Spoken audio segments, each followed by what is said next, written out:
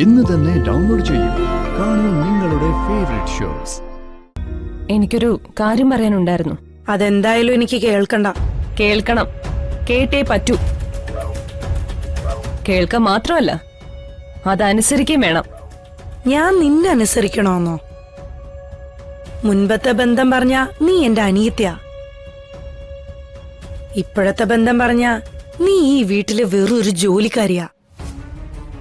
ഈ രണ്ട് ബന്ധത്തിനും ഞാൻ വില കൽപ്പിക്കാത്തത് കൊണ്ട് തന്നെ ഞാൻ നിന്നെ അനുസരിക്കണോ എന്ന് പറയുന്നത് കുറച്ച് ഓവറാ.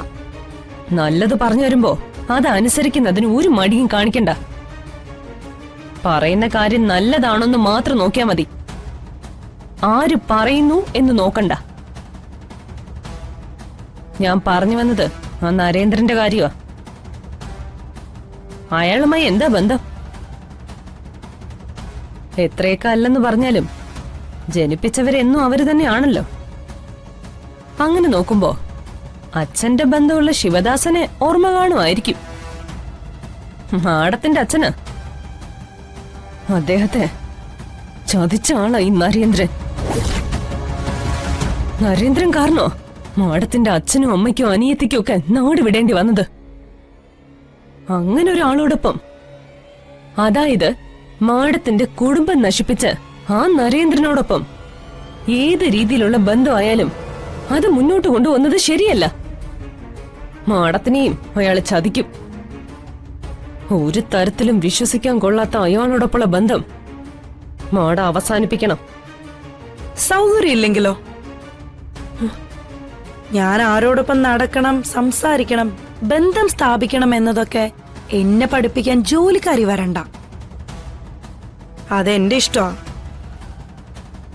പിന്നെ ഈ മാഡത്തിന്റെ കുടുംബം, ഈ മാഡത്തിന് നീ നേരത്തെ പറഞ്ഞ അച്ഛനും അമ്മയും അനിയത്തിയും ആരുമില്ല. ഉള്ളത് ഭർത്താവും ഭർത്താവിന്റെ വീട്ടുകാരും മാത്രമാണ്. ഈ പറയുന്ന നരേന്ദ്രൻ ഈ വീട്ടിലെ ഫാമിലി ഫ്രണ്ടാ. എന്റെ അമ്മായിയമ്മയുടെ ബിസിനസ് പാർട്ട്ണറും.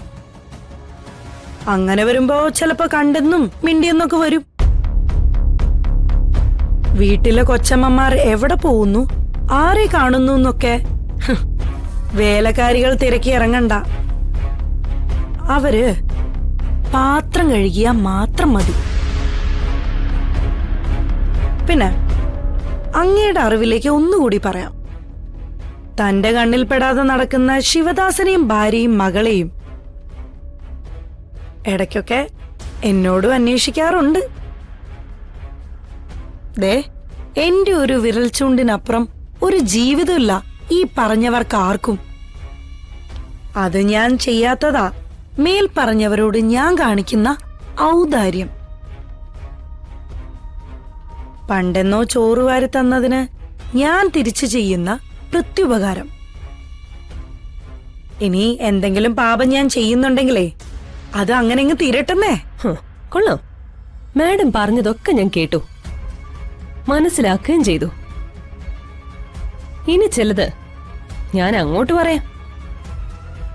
എല്ലാം പറഞ്ഞ് ഞാൻ ഈ മുറി വിടുമ്പോ മാഡത്തിന്റെ മുഖത്ത് ഈ പുച്ഛഭാവം ആയിരിക്കില്ല, ഭയമായിരിക്കും.